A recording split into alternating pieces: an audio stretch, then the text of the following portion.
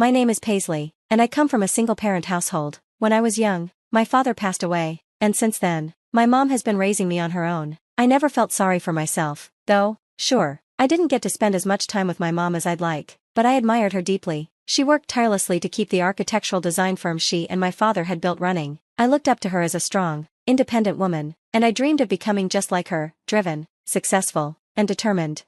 But recently, something happened that shattered my admiration. My boyfriend, Matto, is 3 years older than me. We met during college, and since then, we've been inseparable. Matto comes from a wealthy family, and he secured a prestigious position at a bank thanks to his connections. He's been generous, taking me out to fancy restaurants and surprising me with thoughtful gifts. He can be a bit indecisive at times, but he's kind, loving, and an overall great guy.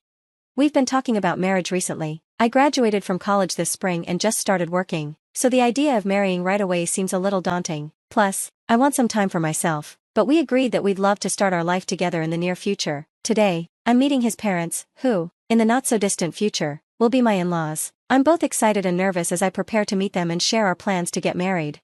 This is my first time visiting their home, and I've put a lot of thought into my appearance. I want to make a good impression on Matto's affluent parents, so I've spent extra time perfecting my outfit, hair, and makeup. I hope they'll see me as someone worthy of Matto's love. With that in mind, I leave the house, feeling a mix of anticipation and nerves.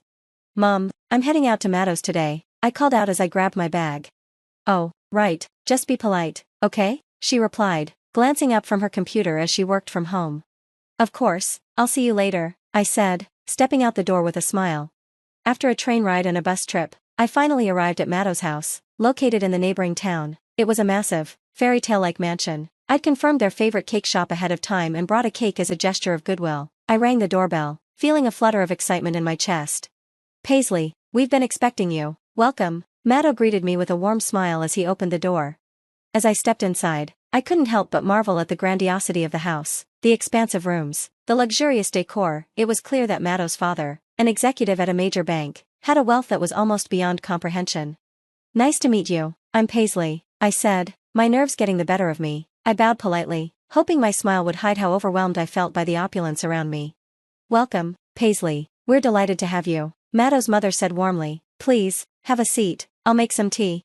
Paisley, I'm Matteo's father, please, make yourself comfortable, Matto's father added with a smile. Matto's parents were just as kind as I had imagined, gracious and welcoming, like the perfect couple from a fairy tale. The conversation flowed easily, with tea and cake as we exchanged stories. His mother was an excellent conversationalist, and his father listened attentively, occasionally chiming in. I thought this moment of harmony would last forever, but when the topic of my family came up, everything changed. So, you lost your father when you were 5, and your mother raised you alone? Matto's mother said with a thoughtful expression. She must be an extraordinary woman. I respect her greatly. The fact that you've grown into such a wonderful person is a testament to her strength. We could learn a lot from her as parents.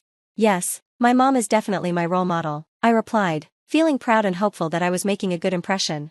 But then, just as quickly, her tone shifted. However, being raised in a single-parent household and having a mother who is self-employed, well, I'm afraid that may not be the best foundation for you to become Matteo's wife, she continued, her voice growing colder. Matto's father nodded in agreement, adding, it's about trust and stability. We have concerns about financial security and the reliability of such a background. The words hit me like a punch to the stomach. They had just praised me, and now, in the blink of an eye, they were calling me unsuitable. I was at a loss for words, completely stunned. I turned to Matto, hoping for his support, but his silence only deepened my unease. Mom, Dad, please, not again. Matto's voice was tight with frustration. What does it matter? Her family situation? It's such a small thing. He was trying to defend me, but his parents were resolute, their opinions already set in stone. No matter the reason, we can't trust a family with only one parent. We'd be in trouble if we were ever asked to lend money because of some financial issues, Matto's father said, his face growing darker. And besides, it's rare for a single mother to send her daughter to college. It raises questions about where the money's been coming from. We can't accept a woman like that into our family. Our family has been in banking for generations, Matto's mother added, her words sharp and unyielding. Their comments weren't outright slander, but they stung more than if they had been, Matto argued back, his voice growing more desperate, but it was no use. His parents were firm, and soon the conversation became a heated exchange with me caught in the middle, standing silently as the three of them debated.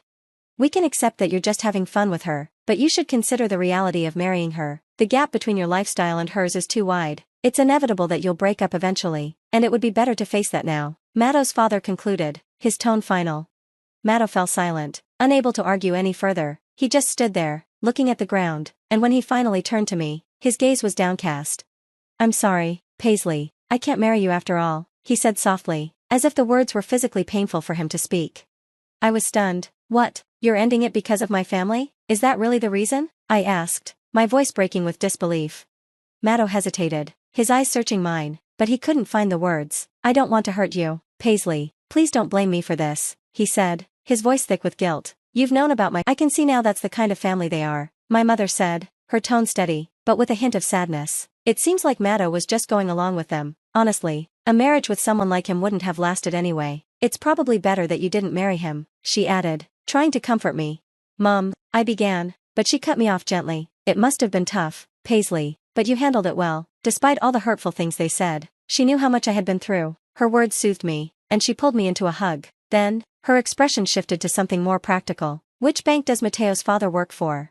The name of the bank came to me immediately. Matteo had mentioned it countless times, often boasting about it. When I told her, her face seemed to harden with understanding. "Paisley, I know your mom doesn't earn much, and there's no father in the house. It's easy to feel unlucky about that sometimes, but don't you ever feel embarrassed or inferior because of it," she said, her voice strong and unwavering. "After your father left, I made sure you knew that. I raised you believing you're worth just as much as anyone, and because of that, I will never forgive Matto and his family for what they did to you." Even though I'd cried all the way home, tears threatened to rise again. My mother's words reminded me of something that had always been true, my deep love and admiration for her. I had always looked up to her hard work, and I wanted to be just like her. To think that I would ever allow anyone, especially Matto and his family, to make me feel ashamed of my mother's strength was ridiculous. The next day, my mom was more determined than ever. I looked into it, and as I suspected, our company does have dealings with Matteo's father's bank, she said. "I don't want to be associated with a bank that employs the man who treated my daughter like that. I'm canceling the contract. I'll explain everything to them. If they want to talk about trust, they'll see that they no longer have mine." Without hesitation, my mom called the bank as soon as it opened, bypassing the usual channels, and asked to speak directly to the branch manager. "Good morning, branch manager," she began calmly, her voice firm. "I'm calling to terminate our company's relationship with your bank. I apologize for the sudden decision, but it seems one of your employees has deeply mistreated my daughter. If you'd like to hear more details, I'd be happy to come in and explain personally. What do you think?" she finished, her tone resolute. I overheard the conversation just before I left for work. I knew she was going to cancel the contract, but I didn't understand the full scope of what would happen next. I wouldn't fully comprehend it until a few days later, when I received an unexpected call from Matto, asking to meet at a nearby park. When I arrived, I found him and his parents waiting for me, their eyes cold and judgmental. Matto looked troubled, his voice tinged with panic. "My dad just got fired, and when I asked why, they told me it was because of you. What did you do, Paisley?" The weight of his words hit me like a hammer. Suddenly, everything made sense. What it meant to sever a contract, what it meant for a banker to lose trust. Trust was the lifeblood of their industry, and without it, they had nothing. When trust is broken, livelihoods are shattered. It was clear to me now, his father had been removed because he was the root cause of that lost trust. Later, I learned that Matteo and his father had treated customers with the same disdain they had shown me, looking down on them as though they were beneath them. It seemed it was only a matter of time before they were caught. My mother's call had been the final push. "I didn't do this by my own strength," I said, standing tall. "I don't have that kind of power, but what my family did for me, this was their doing, and I should stand by it proudly. You insulted my mother, so she used her power to fight back." Matteo's father looked at me in disbelief. "What? There's no way a company run by the parents of a girl like you could have enough power to get me fired just because of a complaint." I met his incredulity with calm certainty. "The company my parents run may not be massive, but my mother's influence extends far beyond that one office. She might not manage every operation directly, but her position gives her significant sway. Now I fully understand the role all those transactions with your bank played. You see, while my mom's company is small, she's also a non-executive director at several companies my grandfather oversees. The truth is, she has the power to affect your business in ways you never considered. All the contracts my grandfather's companies had with your bank, they're all terminated now." I rattled off the names of a few companies my grandfather owns, and I watched as the color drained from Matteo's father's face. "That's impossible," he mumbled, struggling to comprehend the situation. "Is it really?" I asked, my voice unwavering. After all, he's my grandfather. Why would he want to do business with a bank that disrespected his granddaughter and daughter? It seemed the realization had finally hit them. The arrogance in their faces faded, replaced by shock and fear. Then, without warning, they dropped to their knees, pressing their foreheads to the floor, sobbing in apology, but all I could think of was how pathetic they looked. "Matto, still clinging to the hope of salvaging something, reached out to me, his voice breaking. "Paisley, I'm sorry for everything. I was serious about marrying you. I thought it would be better if you left for a bit. My parents were being difficult, but I didn't mean for things to go this way."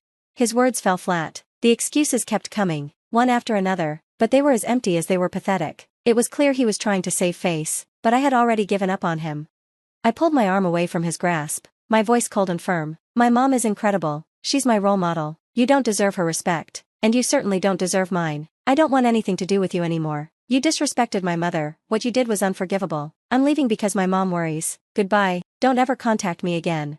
Without looking back, I turned and walked away. Matto didn't try to follow me. He could only watch, still kneeling, his face a picture of defeat, just like his parents. In the weeks that followed, Matteo's family's once privileged lifestyle crumbled. Unable to maintain their high-end lifestyle, they began selling off their cars, jewelry, and luxury goods. Eventually, they even had to sell their house. Through contacts at the bank, my mother and grandfather had made sure their financial downfall was swift. Deep down, I knew I had dodged a bullet by not marrying into that family. Matteo would likely continue living with his inflated sense of pride, struggling to make ends meet. My only hope was that he would eventually learn to live within his means.